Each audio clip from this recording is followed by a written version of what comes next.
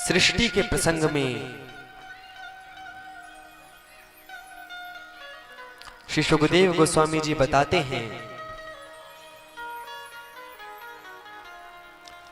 कि ब्रह्मा जी के शरीर से मैथुन सृष्टि के लिए मनु और शत्रुपा का प्राकट्य होता है और मनु शत्रुपा की 3 कन्याएं होती हैं जिनका चरित्र हमने कल श्रवण किया था और उनके 2 पुत्र होते हैं। बड़े पुत्र का नाम था उत्तानपाद और छोटे पुत्र थे प्रियव्रत। तो पहले उत्तानपाद जी के पवित्र वंश का वर्णन किया गया है। श्री उत्तानपाद जी, इनकी 2 पत्नियां थीं। एक का नाम था सुनीति और एक का नाम था सुरुचि। जो सुनीति थी वे भगवान की विशुद्ध भक्त थी और नीति के अनुसार कार्य करती थी, और वहीं पे सुरुचि अपनी रुचि के अनुसार कार्य करती थी। परंतु राजा का आकर्षण अपनी छोटी रानी सुरुचि से अधिक था, क्योंकि सुरुचि सुनीति की अपेक्षा अधिक शारीरिक सुंदर थी।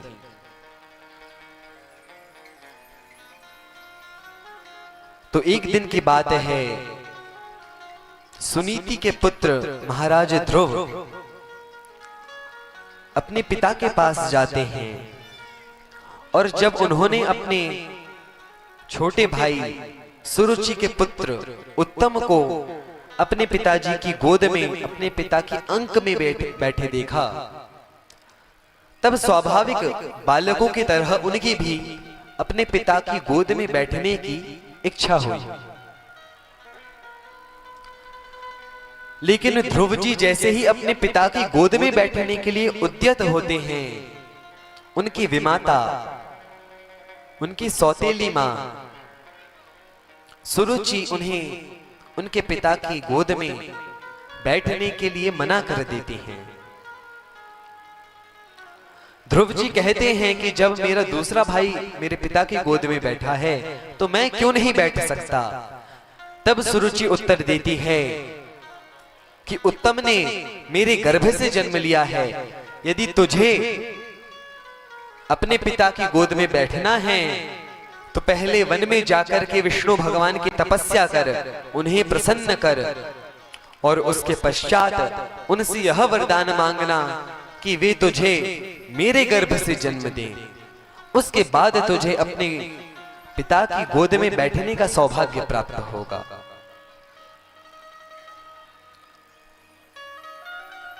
ध्रुव जी उदास हो जाते हैं और अपनी माता सुनीति के पास जाते हैं। अपनी माता सुनीति को श्री ध्रुव जी पूरी घटना बताते हैं।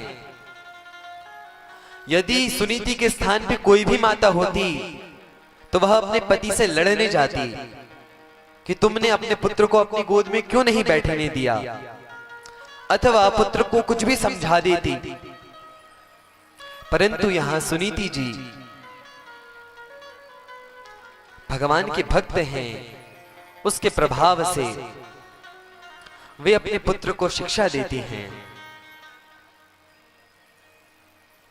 कि तुम्हारी विमाता ने कुछ गलत नहीं कहा, उन्होंने सही शिक्षा दी है कि तुम्हें वन में जाकर के भगवान की तपस्या करनी चाहिए। लेकिन वर में जब भगवान के दर्शन हो जाएं, उसके बाद भी किसी मां के गर्भ से जन्म लेना पड़े, यह बात गलत है। इसीलिए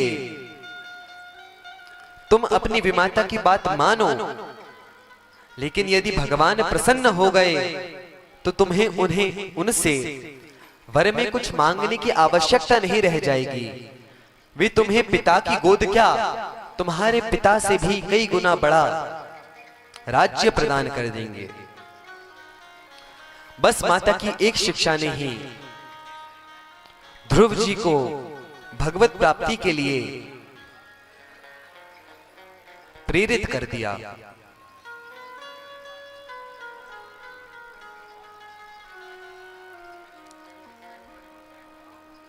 हरे कृष्ण